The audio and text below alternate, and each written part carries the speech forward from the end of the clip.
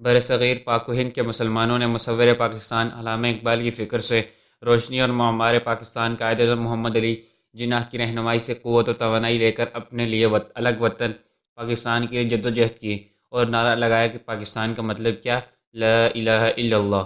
گویا یہاں کے مسلمان کو ایک ایسا الگ وطن بنانا مقصود تھا جس میں وہ اپنی روایات، اپنی تہذیب اور اپنے دین کے مطابق زندگی گزار سکیں۔ چنانچہ اس مقصد کے حصول کے لیے ہندوستان کے مسلمانوں نے اپنا تن من دھن قربان کر دیا۔ انہوں نے اپنی آزادی کا چراغ اپنے خون جگر سے جلایا۔ اس کے لیے ماؤں نے اپنے بیٹوں، بہنوں نے اپنے بھائیوں اور بیویوں نے اپنے سہار لٹائے۔ تب کہیں جا کر اس وطن عزیز کی بنیاد رکھی گئی جسے پاکستان کہا جاتا ہے۔ گویا پاکستان ایک منزل تھی جسے ہندوستان کے مسلمانوں نے قربانیوں کی ایک تاریخ رقم کر کے حاصل کیا۔ یہ کیا تھا؟ مدعا کیا؟ ماجرا کیا تھا؟ مجھے معلوم ہے یہ جز دو حرف لا الہ الا اللہ کیا تھا۔ یہ ساری کاوشیں تھیں دین کی، ایمان کی خاطر۔ ہزاروں کلفتیں تھیں ایک پاکستان کی خاطر۔ پاکستان کو حاصل کیے ہوئے 70 سال ہو گئے ہیں۔ اللہ تعالیٰ کا شکر ہے کہ ہم اب ایک آزاد وطن کے آزاد شہری ہیں، لیکن افسوس کا مقام ہے کہ ہم نے منزل تو حاصل کر لی، لیکن منزل پر پہنچ کر جمود اور طعن آسانی کا شکار ہو گئے تھے۔ ہم نے منزل کو منزل مقصود سمجھ لیا اور ہاتھ پر ہاتھ رکھ کر بیٹھ گئے۔ ہمارا حال اس مسافر کا سا ہو گیا جو منزل پر پہنچ کر یہ بھول گیا ہو اس نے سفر کی مشکلات اور تکلیفیں کس لیے برداشت کی تھیں۔ ہماری بے نیازی بے حسی میں تبدیل ہو گئی اور ہم بحیثیت مجموعی غفلت کا شکار ہو گئے۔ فطرت کا یہ اصول ہے کہ وہ افراد کی لغزشوں سے تو کسی حد تک بے نیازی برت لیتی ہے، لیکن قوم کی لغزشوں کو معاف نہیں کیا کرتی۔ فطرت افراد سے اغماض تو کر لیتی ہے، کبھی کرتی نہیں مگر ملت کے گناہوں کو معاف۔ چنانچہ ہمارے ساتھ یہی ہوا۔ فطرت نے ہمیں ہمارے گناہوں پر معاف کرنے کے انکار کر دیا اور ہم پاکستان کی نہ صرف نظریاتی سرحدیں بلکہ جغرافیائی سرحدیں بھی نہ بچا سکے۔ لیکن افسوس اس بات کا ہے کہ اتنے بڑے نقصان کے باوجود ہمیں نقصان کا احساس تک نہیں ہوا، اور ہم نے اپنے آپ کو تبدیل کرنے اور حالات پر قابو پانے کے بجائے خود کو وقت کے دائرے کے حوالے کر دیا۔ وائے ناکامی متا کارواں جاتا رہا، کارواں کے دل سے احساس ضیاء جاتا رہا۔ حالانکہ ضرورت اس امر کی تھی کہ سقوط ڈھاکہ کے بعد ہم بچے کچے پاکستان کے تحفظ، تعمیر اور ترقی کے لیے خود کو وقف کر دیتے۔ ہم من حیثیت القوم اپنی غلطیوں اور کوتاہیوں کا تجزیہ کرتے اور پھر ان کے غلطیوں کو دور کرنے کی کوشش کرتے۔ ہماری سب سے بڑی کوتاہی ہمارے نظریے سے ہٹ جانا تھی۔ ہمارے وطن ایک نظریاتی مملکت ہے اور ایک ایسے نظریے کے علمبردار ہے جو ہر اعتبار سے مکمل اور ہر لحاظ سے قابل عمل ہے۔ پاکستان کی بنیاد لا الہ الا اللہ محمد رسول اللہ کے دل آویز مگر انقلاب آفریں نعرے پر رکھی گئی۔ آزادی کے بعد نعرہ ضروری تھا کہ ہم سب پہلے وطن پاک کی اس نظریاتی اساس کو اپنے دل و دماغ میں اتار لیتے۔ اس مقصد کے لیے ضروری تھا کہ پاکستان کے دینی تشخص کو نمایاں کیا جاتا اور پاکستان کی اجتماعی، سیاسی، معاشی، معاشرتی اور قانونی زندگی کو اسلام کے مطابق ڈھالا جاتا، لیکن افسوس کہ ایسا نہ ہو سکا۔ پاکستان میں ایک عرصے سے اسلام کا نعرہ تو لگایا جاتا ہے، لیکن ہماری زندگیوں میں کوئی تبدیلی نہیں آئی۔ اسلام صرف زبان سے چند باتوں کی اقرار کا نہیں بلکہ عمل کا مذہب ہے۔ ہمیں صرف نام کو مسلمان نہیں ہونا چاہیے بلکہ اپنے اعمال بھی قرآن و سنت کے احکام کے مطابق ہونے ضروری ہیں۔ ہمارے قول و فعل میں مطابقت ضروری ہے، اور یوں ہماری زندگیاں اور اسلامی تعلیمات کے سانچے میں ڈلی ہوئی ہونا ضروری ہیں۔ لیکن افسوس ایسا نہیں ہے۔ اس صورتحال کا سبب ہمارے سیاستدان اور حکمران بھی ہیں جو اس حقیقت کو جاننے کے باوجود کہ ملک اسلام کے نام پر حاصل کیا گیا تھا، یہاں پر اسلامی قوانین کا نفاذ نہیں کر سکے۔ لا الہ الا اللہ کا نعرہ اسی حقیقت کا اظہار تھا کہ مملکت خدا داد پاکستان میں قانون خداوندی نافذ ہو، سب کے لیے یکساں انصاف ہو، سب کو ترقی کے یکساں اور مناسب مواقع میسر ہوں۔ لیکن بعض سیاسی وجوہات، حکومت کی تبدیلی اور سیاسی عدم استحکام کی بنا پر آج تک اسلامی قوانین کا مکمل طور پر نفاذ نہیں ہو سکا۔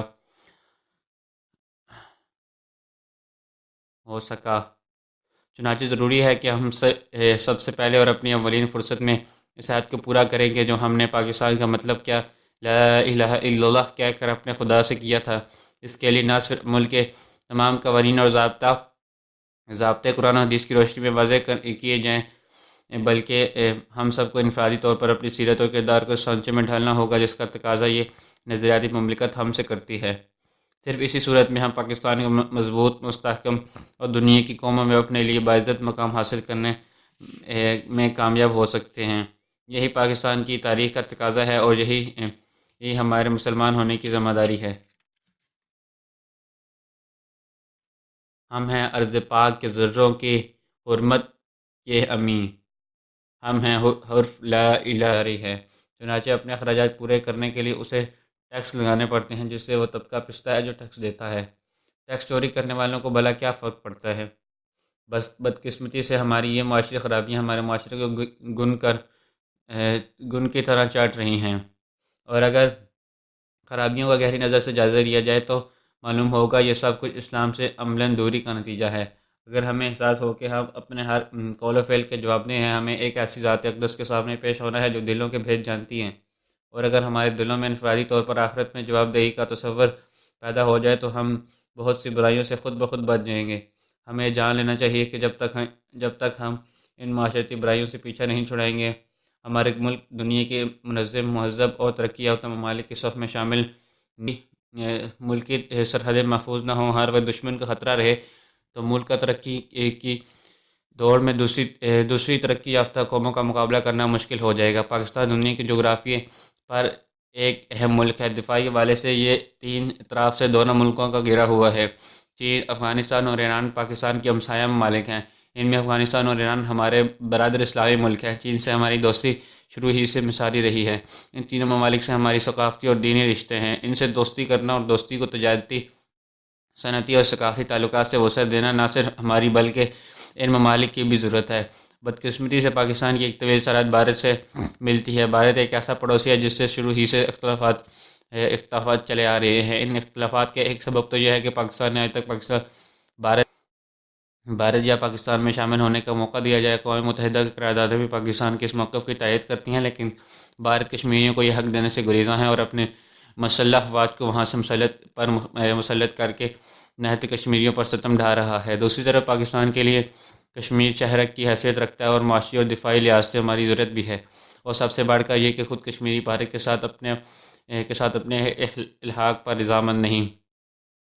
ان حالات میں ہمارا ملک اپنے قیام سے ہی بھارت کے ساتھ حالت جنگ میں ہے۔ بھارت ایک عیار اور مکار دشمن ہے، لیکن ہم ان خصلتوں سے چشم پوشی کر بیٹھے۔ پاکستان ورنہ تو اس کے مشرقی اور مغربی دو حصے تھے۔ کچھ حصے بعد مشرقی حصے کے بنگالی بھائیوں کو مغربی حصے سے کچھ شکایات پیدا ہونا شروع ہوگی، جن میں سے کچھ جائز بھی۔ پاکستان کی چاروں صوبوں میں اب بھی صوبائی تعصبات مختلف شکلوں میں موجود ہیں۔ زبانوں کے بارے میں بھی تعصب پیدا ہوتا جا رہا ہے۔ علاقائی زبانوں کی اہمیت دے کر قومی زبان اردو کی حیثیت کو کٹانے کی کوشش کی جا رہی ہے، یہاں تک کہ پانی کے ڈیم جو ملکی مفاد میں ہیں ان کی صرف اور صرف صوبائی تعصبات کی بنا پر مخالفت کی جا رہی ہے۔ پاکستان کی مضبوطی اور استحکام کے لیے یہ بات بہت ضروری ہے کہ عوام میں ہر مسئلے پر علاقائی سوچ کے بجائے قومی سوچ کو فروغ دیا جائے، ورنہ محسن اقبال کے بقول گن کی صورت یہ تعصب تجھے کھا جائے گا، اپنی ہر سوچ کو محسن علاقائی نہ کر۔ آج کے دور میں کسی ملک کی ترقی اور استحکام کا دار و مدار وہاں کی آبادی، قوم یا اس ملک کے وسیع اور عریض رقبے پر نہیں بلکہ وہاں کی معیشت پر ہے۔ بدقسمتی سے پاکستان کی معیشت نے قرضے حاصل کیے اور انہیں غیر پیداواری اخراجات پر اس طرح ضائع کیا ہے کہ آج ملک کا اقتدار اعلیٰ ترقی یافتہ ممالک کے پاس گروی ہو چکا ہے۔ پاکستان پر غیر ملکی قرضوں کا بوجھ بہت بڑھ چکا ہے اور اس کے اثرات براہ راست ملک کی معیشت پر پڑ رہے ہیں۔ آج سال ملک کا تقریباً 40% بجٹ قرضوں کے اصل زر اور سودگی نظر ہو جاتا ہے۔ ایک مختار اندازے پاکستان میں پیدا ہونے والا ہر بچہ اپنے اوپر کی 1000 روپے کا قرض لے کر پیدا ہوتا ہے۔ اس صورتحال کا سبب صرف اور صرف یہ ہے کہ ہمارے حکمران ملک کی معیشت کو اڈھاکے عزم پر چلا رہے ہیں۔ کوئی بھی حکومت جاگیرداروں، صنعت کاروں اور بڑے بڑے تاجروں سے حقیقی معنوں میں ٹیکس وصول کرنے میں ناکام رہی ہے۔ بدقسمتی سے دولت مند طبقہ ٹیکس دینے کے لیے تیار نہیں۔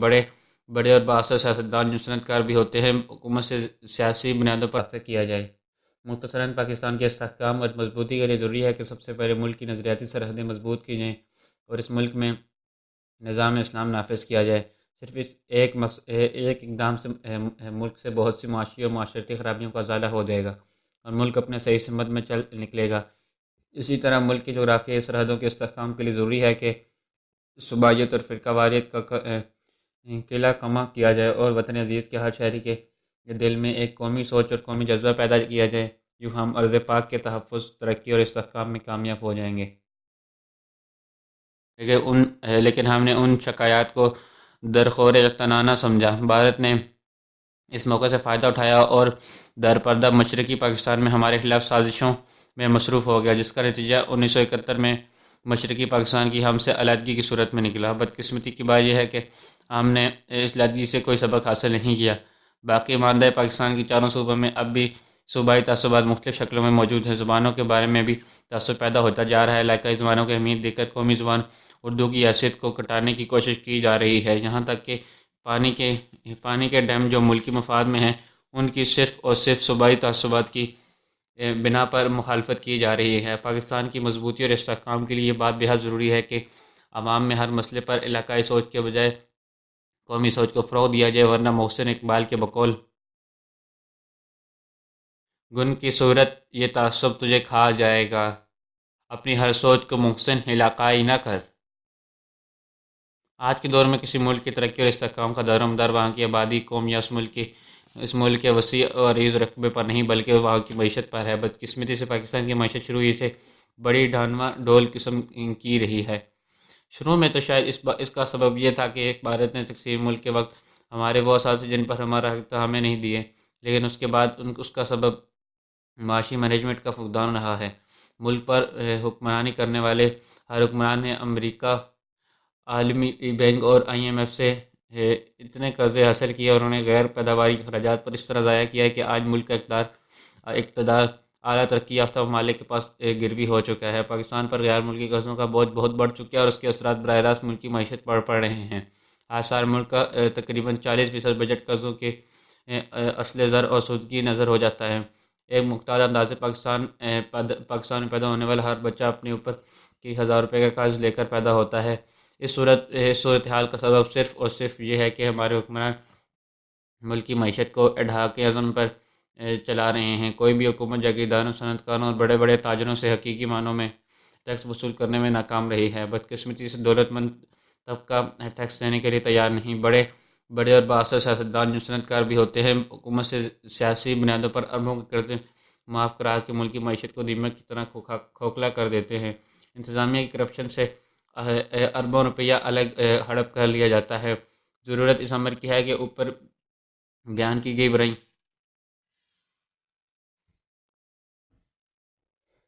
اور ملک میں زرعی اور صنعتی انقلاب لا کر اپنی برآمدات کے ذریعے ملک کی خوشحالی میں اضافہ کیا جائے۔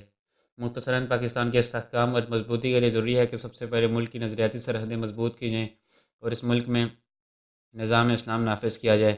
صرف اس ایک اقدام سے ملک سے بہت سی معاشی اور معاشرتی خرابیوں کا ازالہ ہو جائے گا اور ملک اپنے صحیح سمت میں چل نکلے گا۔ اسی طرح ملک کی جغرافیائی سرحدوں کے استحکام کے لیے ضروری ہے کہ صوبائیت اور فرقہ واریت کا قلعہ کما کیا جائے اور وطن عزیز کے ہر شہری کے دل میں ایک قومی سوچ اور قومی جذبہ پیدا کیا جائے۔ یوں ہم ارض پاک کے تحفظ، ترقی اور استحکام میں کامیاب ہو جائیں گے۔